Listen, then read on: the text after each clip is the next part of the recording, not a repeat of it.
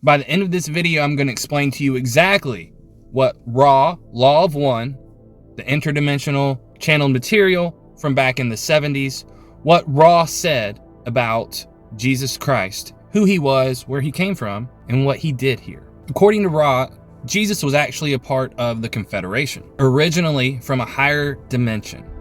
According to Ra, Jesus was in the fourth dimension, subdensity of love. So Jesus was a fourth dimensional being in a subdensity of love at the top of the fourth dimension, because every dimension has subdensities, right? And every subdensity has more subdensities, and so forth, in powers of 7, and they're infinite. Amazing. Instead of moving to the fifth dimension out of service to others, Jesus came back to the third in order to fulfill his duty and his obligation to service to others and to help human beings in the third density reach the fourth. Ultimately, Jesus' mission was this: to share the love vibration to earth with humanity. Jesus was a wanderer. Nikola Tesla was a wanderer. There's, according to Ra, 65 million wanderers on this earth at this time. But back when Jesus incarnated as a wanderer, there were very few. And what happened? They were all killed by humans. But when Jesus incarnated as a wanderer, without a name, without an identity, focused on spreading his love vibration to earth and humanity. However, Jesus encountered strong opposition from the Orion group as service to self negative entities that ultimately control Earth.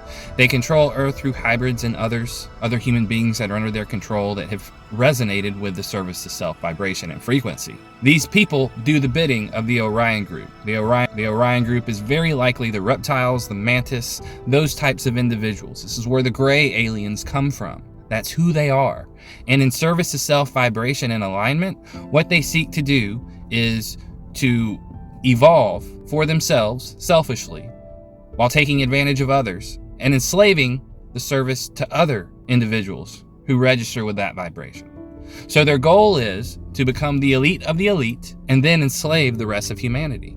Doesn't it make a lot of sense when you look around at what's going on in the world today? So according to Ra, Jesus actually discovered his healing abilities at a very early age. What happened was, according to Ra, Jesus was in an altercation with another child, and he accidentally fatally wounded the child through his spiritual energy that he discovered in that moment. However, service to others oriented, Jesus immediately realized this was wrong, but he had a spiritual awakening. And this spiritual awakening helped him intentionally develop those skills, his healing skills, over time at a very young age. And had he not gone through that catastrophe, he never would have known, at least at that point, at like 7 or 8 years old. Jesus was a rabbi at a very young age, at around 8, 9 years old, according to Ra. However, at around 13, he left Judaism and he began to wander, and he began to network and meet with and learn from all of the great esoteric belief systems and spiritual gurus in his area. And he did that until 25 years old. So Jesus was well versed in many different perspectives of spirituality, God, and spiritual evolution. In fact, in Jesus's last moments, what he actually said on the cross, according to Ra, was, "Please, Father, forgive them. They know not what they do." So even while being murdered in a horrific way, he still asked for forgiveness for his murderers. The ultimate act of love, forgiveness, compassion, empathy, and service to others. According to Ra, post-death, Jesus went to the fifth dimension to continue his own spiritual evolution. And in fact, Ra states that there's a misconception with Jesus' return. It doesn't necessarily mean Jesus the entity, that same entity. It's a return of consciousness from the Confederation. However, let's focus on the Orion group very briefly. The Orion group attacked Christ. And we live in a dualistic plane, positive, negative, black and white, right? Everything seeks to harmonize. So when a truth is introduced to this world, esoterically, there's a negative truth, or a negative aspect of that truth is injected into this world to balance it out. And this is where the fundamentalism comes from. Yahweh, as described in the Old Testament, was not the true one source God. This was a negative entity from the Orion group. Yahweh actually introduced legal, fundamentalist, law-based punishment for certain actions on this earth. This instruction by Yahweh introduced many restrictions on behavior and service to others. And it promised power in the third dimension, the third density, Earth. This was all from a service to self nature. And when Jesus taught his spiritual truths, his truths and what he taught was distorted by this fake God known as Yahweh that ultimately misled humanity into fundamentalism. Because what does fundamentalism do? It divides, it creates suffering, service to self, and misery and enslavement of others. And this led to many challenges for Jesus then and in the thousands of years afterwards, as we can see in today's society, and the effects that not only Christian fundamentalism has had on society, but things like Islam fundamentalism. It's negative. It's service to self. But Jesus was attacked by Judas. And what Judas intended to do is he misunderstood Jesus and he miscalculated Jesus's response to what happened. Judas created a situation where Jesus was backed into a corner. What he was doing, he was backing Jesus into a corner to try to get Jesus to take the service to self route and rule over others. He wanted Jesus as a service to self ruler in power. He incorrectly assumed that Jesus, when backed into a corner, would see the power of intelligent infinity, the true source God, to rule over others. And this is an aspect of non-dualism. There's no separation. God is everything in a non-dualistic sphere. Jesus was simply not oriented towards service to self in any way.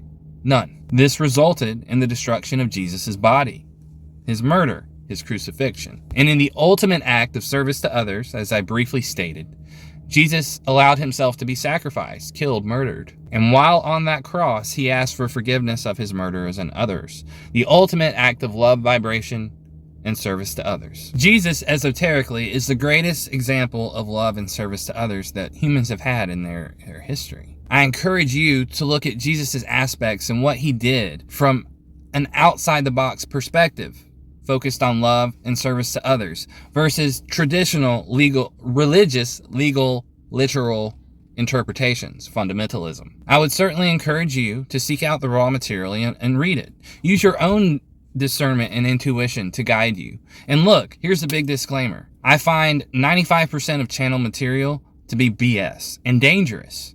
And it's important to understand how to logically work through channeled information to make sure it checks the eye and smell test, right?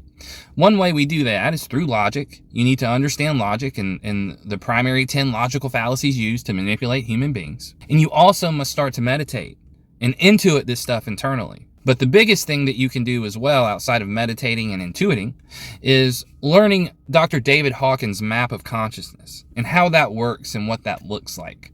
That gives you a litmus test to see if the material is high on the consciousness scale. And in my opinion, after working through David Hawkins' work for a very long time, I believe that raw law of one material ranks very highly, probably around a 700, maybe an 800 on David's scale of consciousness. So I encourage you to understand symbology. If you can't understand and read religious text symbolically, you're going to struggle with this information.